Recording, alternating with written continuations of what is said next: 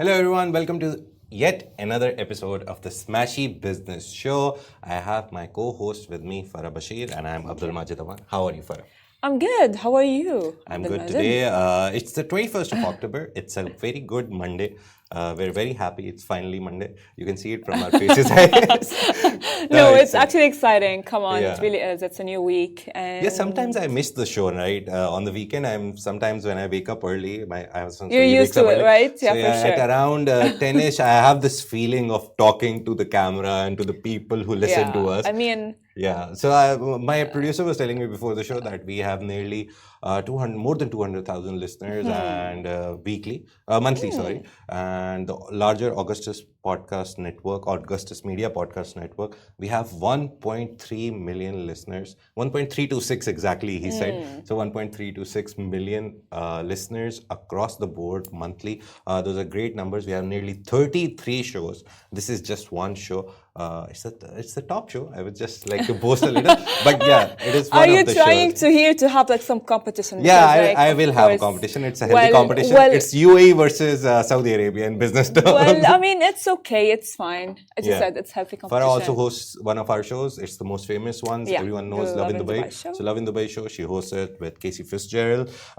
Let's talk about the business stories. Let's move on to business stories. Before that, let me tell you some of the events that are happening this week at the Dubai World Trade Center. Obviously, recently, GITEX ended. It was a whole 5-day event where everyone was there. It was literally that the whole world converged on the Dubai World Trade Center. RTA was there also managing the traffic. People were there looking at the new and exciting stuff that Can was I happening. say something? Sorry to cut you off, but because you were talking about GITEX and on the Love in Dubai show, Casey and I both hosted actually 2 news stories that do actually say how like the Dubai airport will not have any more gates.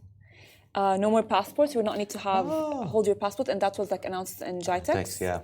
And So you'll not just only come that- in, show your face, and walk. and literally, it's like show your face. It's like, and even with the metro, you don't need a no card anymore by 2026. And I was like, are we turning into robots? No, we're not turning into robots. We're turning robots into our servants. They're going to do everything for us. Yeah. We saw that with Optimus, which was recently launched by Tesla, Elon Musk.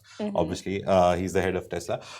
So we saw that they were human controlled. So that was a controversy. We will talk about. It was part of our newsletter. If you're not subscribed to it, do subscribe to it. Go to our all social channels and you'll find the link there to subscribe to our news channel, or we can just forward it to you. Send us some email at business@smashy.tv that I want the link to it. We'll very happily forward you the link to subscribe to it. Events that are happening this week, 21st to 23rd October at the Dubai World Trade Center. There is the Dubai International Food Safety Conference. Very technical, very niche conference, but if you're anywhere related to the food industry, F&B, just go there and see how the world is talking about food safety in a lot of places, not only hotels, food and catering industry, but across the board. We have the HR summit. So people who are looking for jobs, go there. We have a lot of HR companies coming in, a lot of normal companies coming in, but it's 22, 23 and 24th October. So that's like Tuesday, Wednesday and Thursday. That is happening at the Dubai World Trade Center. It's mostly about education, training, careers. So if you're switching your career, if you're starting your career, whatever stage you are at, go to the HR summit. It'll be a good thing. A very, very, very niche event also happening at the Dubai World Trade Center, 24, 25, 26, and 27. That's a 4-day event. It's International Federation of Sports Medicine, World Congress of Sports Medicine. So if you're in any way related to the sports industry or anything, just go there. And using a segue right now, we have a Smashy Sports Show, which happens on every Monday and Friday, plugging in all the shows today. Yes. So we have a Smashy Business Show, which starts at 11. After this, Hisham hosts us. Today, I'll be hosting it. So do tune in. Go to all the Smashy Sports social channels. You can see that live there as well. And apart from that, if you want to rewatch it, just go to YouTube or go to our smashy.tv app and you can watch the show here. Let's finally move on to our main stories. First of all, we're going to talk about something that I just saw in the morning, and I was like, we need to talk about it. Dubai has approved a 390 million dirham plan. It's not a small plan, it's a big plan. Let me just open the details so I don't misquote anything. Where's click? Yeah. So it's a 390 million dirham plan to transform rural areas into world-class tourism and living destinations. Again, very nice plan coming from Dubai. They're not just focusing on Burj Khalifa. They're not just sitting on their laurels. They already have a lot of feathers in their cap. Dubai Mall, biggest mall in the world. Al Ain, the big giant wheel, it opened, but it's facing some problems. But it was one of the biggest ones. There's a lot of things that are like big, first ever, huge in Dubai. But they are now focusing towards the rural areas. One. The main thing was that Sheikh Hamdan bin Mohammed, the Crown Prince of Dubai, His Highness, he approved 37 development projects slated for completion by 2028. The Sahi Al Salam scenic route. I don't know how to pronounce perfectly in Arabic, but Farah can help, I guess. Yes, so it's for Sahi sure. Al Salam scenic route, right? It's Sayh Al Salam. Saih Al Salam. So yeah, it's a 100-kilometer road for vehicles and bicycles. It is at the heart of the initiative, and it aims to promote desert tourism. So this broader plan, this whole plan of updating or developing the rural areas is part of Dubai's 2040 urban master plan to enhance the rural areas across the emirate. Yes, I really do like that because, you know, like when you think of the UAE, you think desert. Yeah. And when you think of the desert, you think that what can you do? Can you live at the desert? However, like this project is there to boost the tourism. Yeah. For tourism growth, we're going to see that happen significantly. As you said, the route's going to be like 500,000 to over 3 million. And they want to achieve that growth by 2040. Yeah.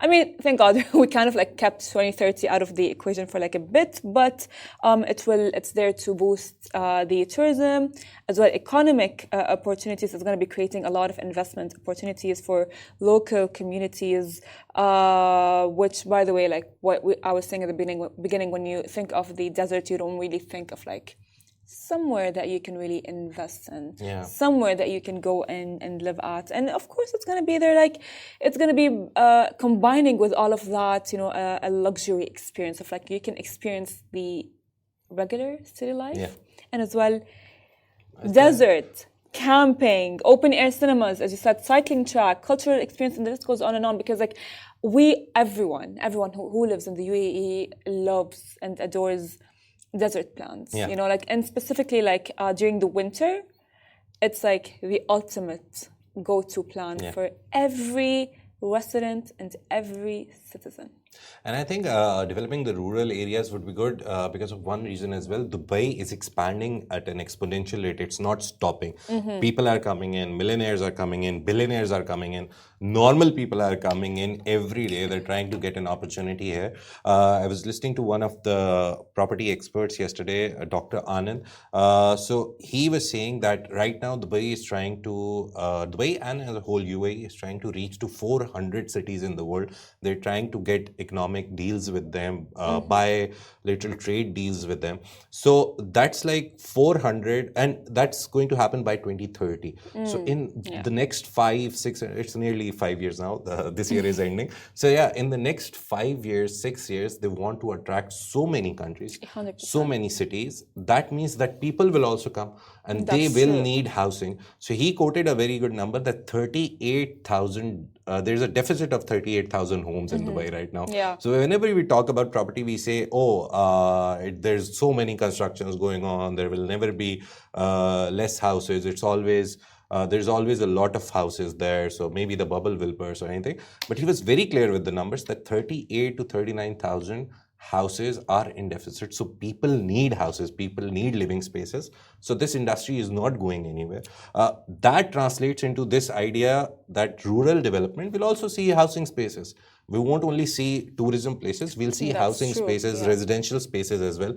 So when they build those, eventually people will move there. And this 100%, whole scenic road will provide economic opportunities. So Yes. if you're living far away from Dubai, like on the outskirts as well, on this Swvl, what is the name again?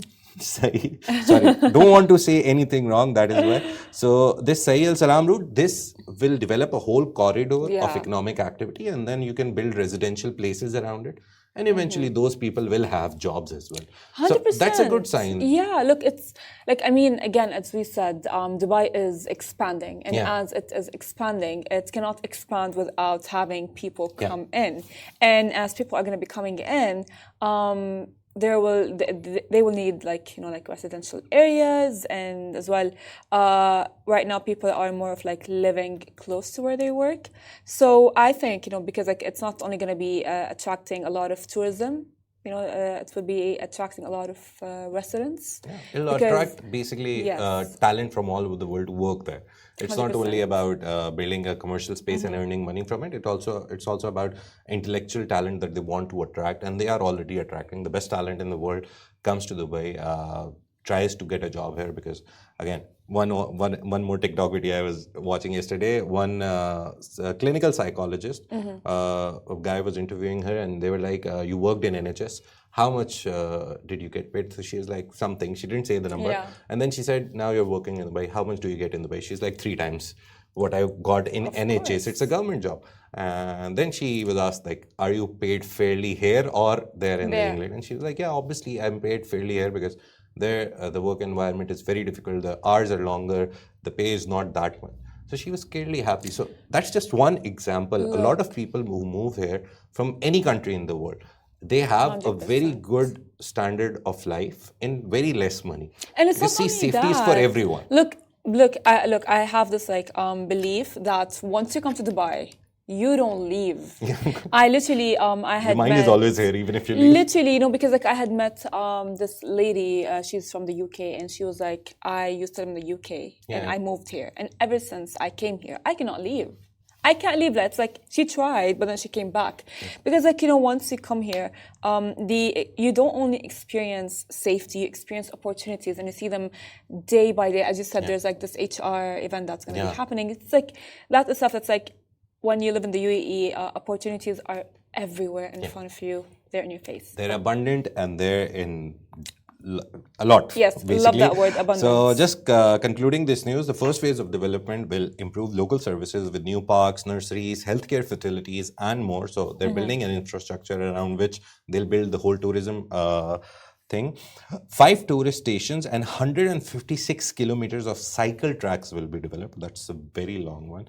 Our CEO loves cycling, so maybe he'll go there. It's a good sign for him as well. So people who love cycling, obviously they'll go there, along with desert activities like hot air balloon rides, kayaking, and dune bashing. It's not just the simple stuff, it's the complicated, the bigger stuff as hot air balloon rides. I guess Turkey is famous for it. In Dubai, we also have hot air balloon rides, right?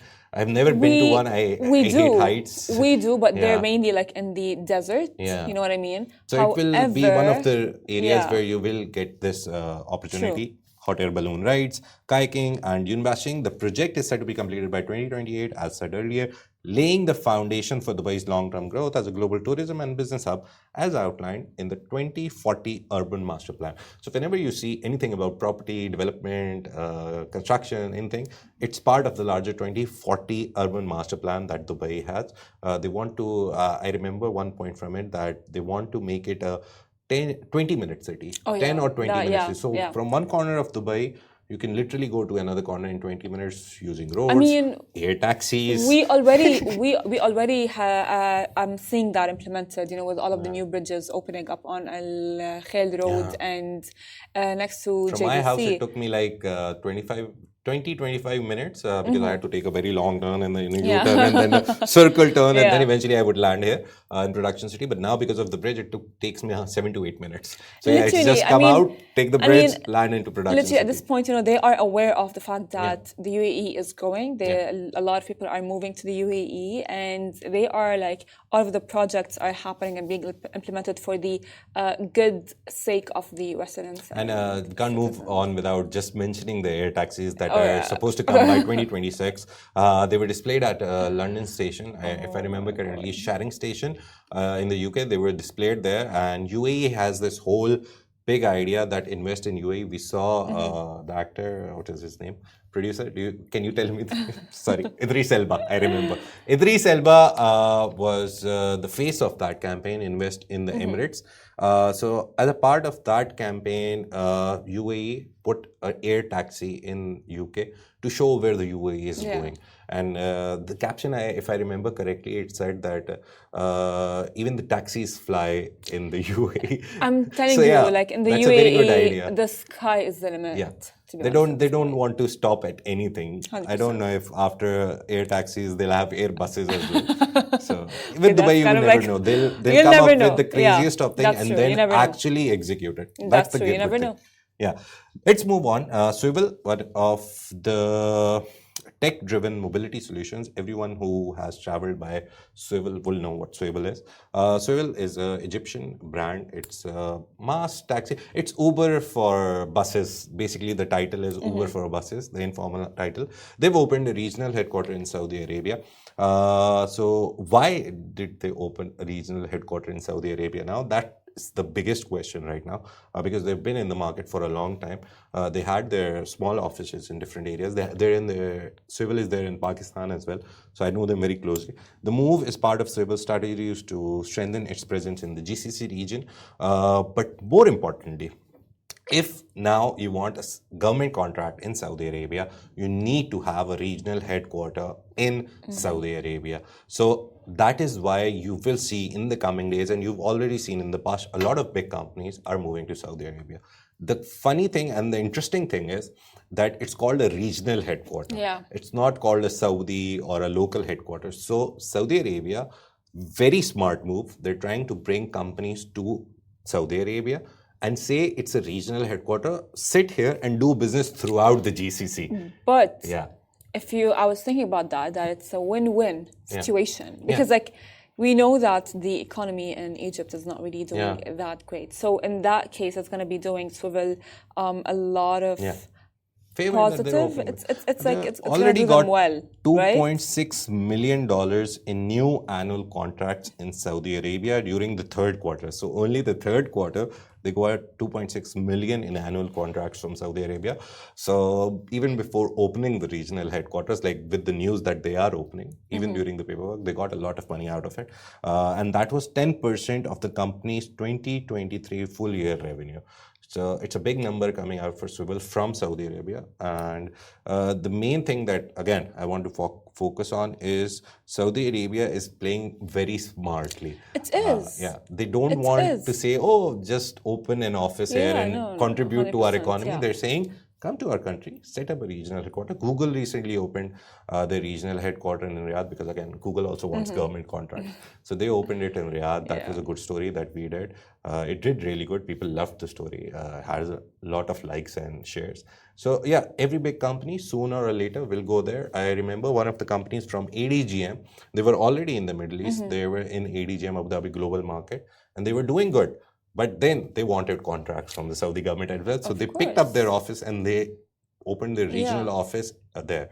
So again, Saudi Arabia playing very smart, trying to lure everyone who has an office in the region, but not in Saudi Arabia, 100%. to come and open. Look, that is very smart because like in that way, it's like a win-win situation as we said, you know, with Swvl with what's happening in Egypt and the economy, and as well with Saudi Arabia because it will align with their 2030 vision, and we know that Saudi Arabia is like in the past couple of years, which is like not really too long ago, they decided to open up and have this like whole vision.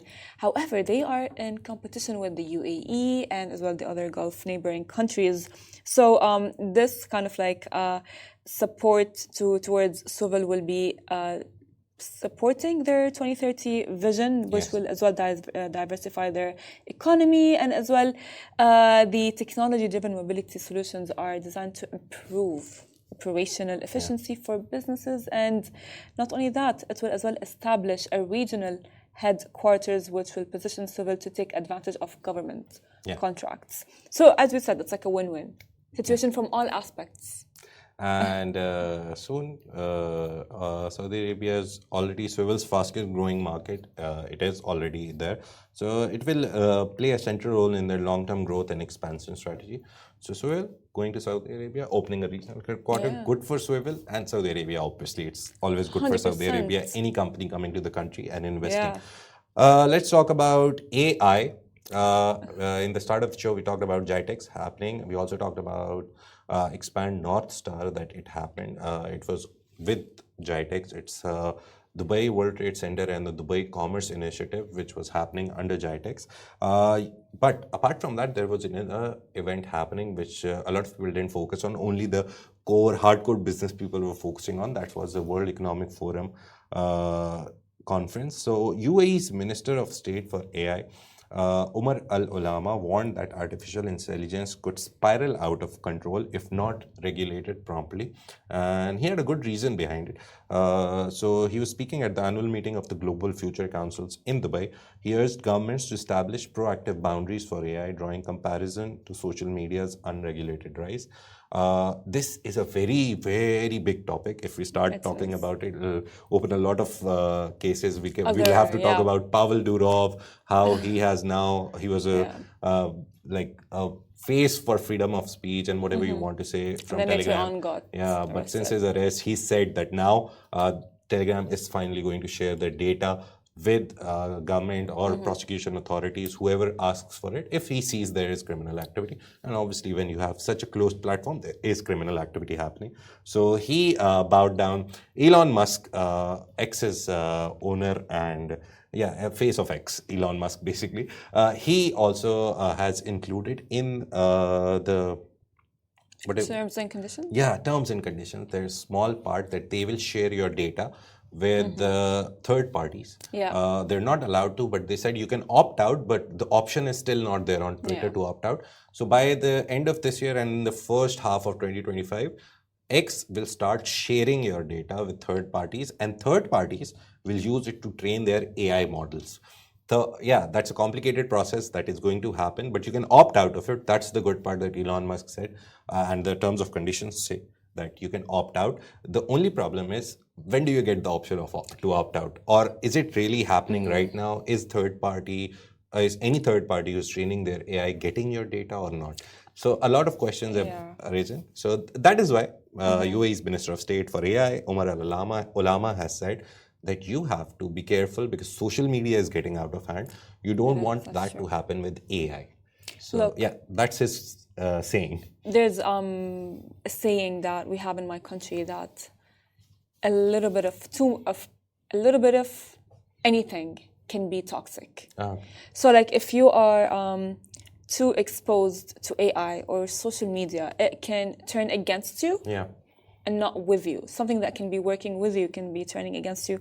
And I actually do agree with Umar Al-Alama, because like AI, being so dependent on it can really be cannot be to our benefit. You know, our security can be at a high risk.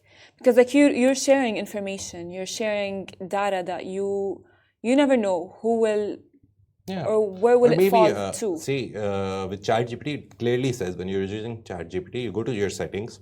That I've seen firsthand. You go to ChatGPT's settings. I was trying to access some memory of mine. I was trying to delete them because it started giving you replies in a very weird way.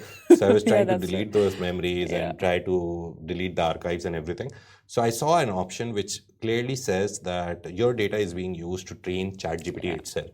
So if you're working for some secret firm, or you have some company which has secret data or like copyrighted data, and you're using ChatGPT to like rephrase it or anything, ChatGPT will store it in its memory eventually to train itself and to train any other thing that OpenAI is making. So that data, if you specifically ask for it, if someone knows how to prompt to get that data, ChatGPT has it stored. It will share it with them. So that way, ChatGPT is not like safe. So if you're working in a very closed environment where a lot of corporates, they're doing deals and they're talking about stuff, if you put it on ChatGPT, there is no guarantee that ChatGPT will not share that information that you put into it with someone else, because it is 100%, using your data, whatever talks it has with you, to train itself. So the better idea is go to that option and close it. Yeah. So 100%. don't allow ChatGPT to use your data to train itself. That's the only thing that you can do. That's the only option to safeguard yourself right now. It's not only that, it's like it's not only ChatGPT. It's like we are dealing with AI on a daily basis. Yeah. Whether it's Instagram, whether it is Snapchat. Oh my God, Snapchat. X and the list goes on and on of all of Even those. when you use Canva, we're yes, we are putting sharing. prompts, so give me this. Yes, So yeah. it saves that prompt. So if, for example, on Canva, you put a prompt and you get 4 pictures and you choose one. Now Canva's AI is trained to understand that if someone writes this prompt, they want this kind of a picture. Literally. Yeah. So it's AI very is training itself on the basis of what we talk to it about. Exactly. So stop talking. I mean, it's That's stop talking. No, I think like the best option is to understand that we are dealing with technology, but we are the human, and we know we can control it. It shouldn't control us. Yeah. So just like I tell my son whenever he's trying to jump from the sofa, be careful. Yeah. Likewise, whenever you're using AI, it's not a problem. There are very good tools that you can use. Just go to the settings. Just take 5 minutes out. Go to the setting and see if storing your data and can give it to someone else for future purposes, or maybe it uses the information that you give it to it and it stores it, and maybe if someone specifically good prompt asks for it, it will give it to you. So yeah, just be careful with it. It's not a bad thing. It's the same classic example of a knife. You can cut someone's throat or you can cut the fruit. Just cut the fruit. Be careful. So yeah, that's what we've talked about. A lot of things, mainly that AI should be regulated. UAE's Minister of State for AI says it should be regulated, and there should be a global rule, global set of rules and regulations which govern it. It shouldn't be let go wild like social media. So that's one thing. Apart from that, we talked about UAE developing the rural areas. $390 million plan is in place. 37 projects will take place under it, and Swvl is opened a regional headquarters in Saudi Arabia. Why is everyone going to Saudi Arabia for the regional headquarters? It's very simple. Saudi Arabia has a rule in place that you cannot take government contracts from Saudi Arabia, which are in millions and billions, by the way, right now, because of all the development that's happening. So you need to have a regional headquarters. That is why Swvl opened a regional headquarters in Saudi Arabia, and a lot of companies as well. Thank you very much for joining us. If you've missed anything, you can go back to all our socials, watch this live again, go to YouTube, press live, see the whole show again, get all the information that we gave to you in the morning. Apart from that, if you want to see all the news happening across the globe and specifically in the MENA region, just go to our socials, follow us. We do a lot of great stories. We try to do a lot of great stories. You can tell us in the comments if you're doing good or great stories. At 11 p.m., we have the Smashy Sports Show, and the Smashy Sports Show is also under the Augustus Media Network, podcast network. Thank you very much. Take care. See you. If you are not into video, lastly, just go to audio platforms, Podio, go to Angami, Spotify. Wherever there is audio platform, we're there as Smashy Business. Just go there and listen to us. Just put your earphones and do the work and listen to us. Thank you very much. This is the Smashy Business Show. It's a Smashy Business production, part of the larger Augustus Media podcast network with 1.326 million. I do need to say that all the time. It's like 1.3. Just a little boasting is good always. Thank you very much. See you tomorrow. Have a great Monday.